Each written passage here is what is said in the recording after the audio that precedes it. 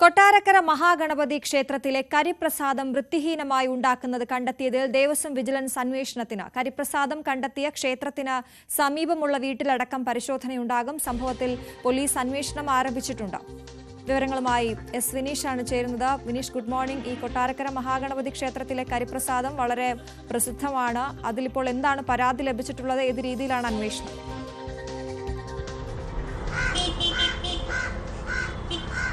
അശ്വതി, കഴിഞ്ഞ ദിവസമായിരുന്നു കൊട്ടാരക്കര ഗണപതി ക്ഷേത്രത്തിന് സമീപത്തെ ഒരു വീട്ടിൽ വൃത്തിഹീനമായ സാഹചര്യത്തിൽ ഈ കരിപ്രസാദം നിർമ്മിക്കുന്നത് ഭക്തർ കണ്ടെത്തിയത്. വലിയ രീതിയിലുള്ള പ്രതിഷേധങ്ങൾക്കാണ് ഇത് വഴിവെച്ചത്.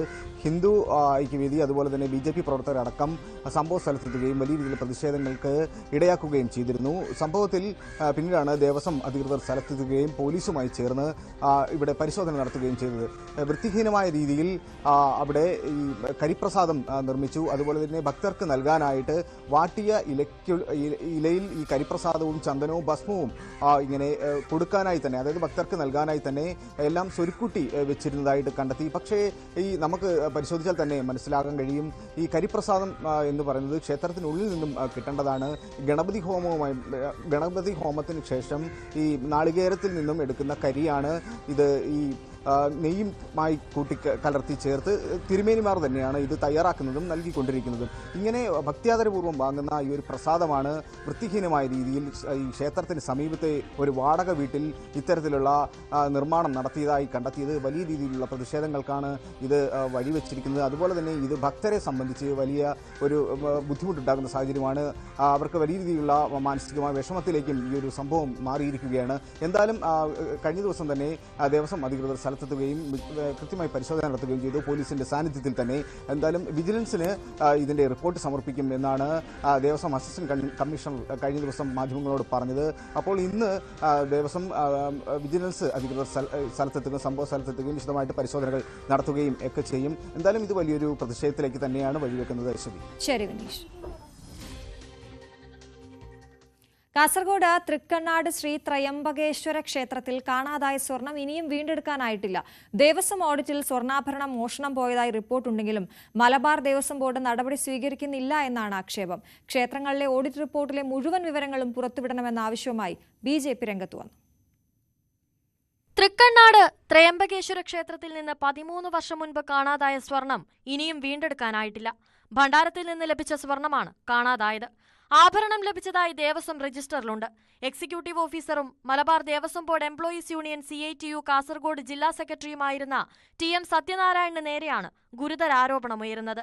14.670 ഗ്രാം സ്വർണം കാണാനില്ലെന്ന് 2011-12 സംസ്ഥാന ഫണ്ട് ഓഡിറ്റ് റിപ്പോർട്ടിൽ രേഖപ്പെടുത്തിയിരുന്നു.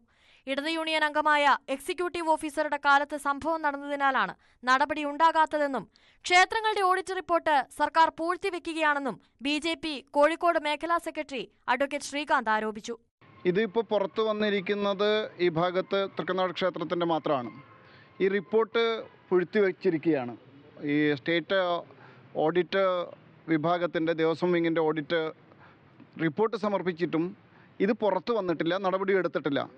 അതുകൊണ്ട് ഈ മലബാർ ബോർഡിൻ്റെ കീഴിലുള്ള എല്ലാ ക്ഷേത്രങ്ങളുടെയും സ്വർണ്ണാഭരണങ്ങളും അതുപോലെ തന്നെ ഫണ്ട് സംബന്ധിച്ചുള്ള റിപ്പോർട്ട്, ഓഡിറ്റ് റിപ്പോർട്ട് പുറത്തു വിടാൻ, പരസ്യപ്പെടുത്താൻ അധികൃതർ തയ്യാറാകണമെന്ന് ആവശ്യപ്പെടുകയാണ്. ഇത് ഭക്തജനങ്ങളുടെ അവകാശമാണ്. ആ അവകാശം കാത്തുസൂക്ഷിക്കാനും അമ്പലങ്ങളിലെ ക്ഷേത്രങ്ങളുടെ ഭരണം സുതാര്യത വരുത്താനും ഈ കട്ട് കൊണ്ടുപോകുന്നത് അവസാനിപ്പിക്കാനും ഇത് ആവശ്യമാണെന്ന് ഞങ്ങൾ കരുതുകയാണ്. സ്വർണത്തിന്റെ വിപണി വില സത്യനാരായണൻ അടയ്ക്കണമെന്നായിരുന്നു ദേവസ്വം കമ്മീഷണറുടെ നിർദ്ദേശം. ഇതിനിടെ ക്ഷേത്രത്തിൽ ആരോപണ വിധേയനായ ഉദ്യോഗസ്ഥൻ മറ്റു ക്ഷേത്രങ്ങളിലും അഴിമതി നടത്തിയതായ ആരോപണത്തിൽ മലബാർ ദേവസ്വം കമ്മീഷണറുടെ നേതൃത്വത്തിൽ അന്വേഷണം നടക്കുന്നുണ്ട്. ന്യൂസ് 18 കാസർഗോഡ്. തളിപ്പറമ്പ് തീപിടുത്തത്തിൽ 5 കോടി രൂപയുടെ നാശനഷ്ടമുണ്ടായെന്ന് RDOയുടെ റിപ്പോർട്ട്. 32 കടയുടമകളെ തീപിടുത്തം ബാധിച്ചു. ഏറ്റവും കൂടുതൽ നഷ്ടം സംഭവിച്ചത് ഷാലിമാർ സ്റ്റോഴ്സിനാണെന്നും RDOയുടെ റിപ്പോർട്ടിൽ പറയുന്നു. അതേസമയം കെട്ടിടങ്ങൾക്കുണ്ടായ നഷ്ടം കണക്കാക്കാനായി തളിപ്പറമ്പ് നഗരസഭയെ ചുമതലപ്പെടുത്തി.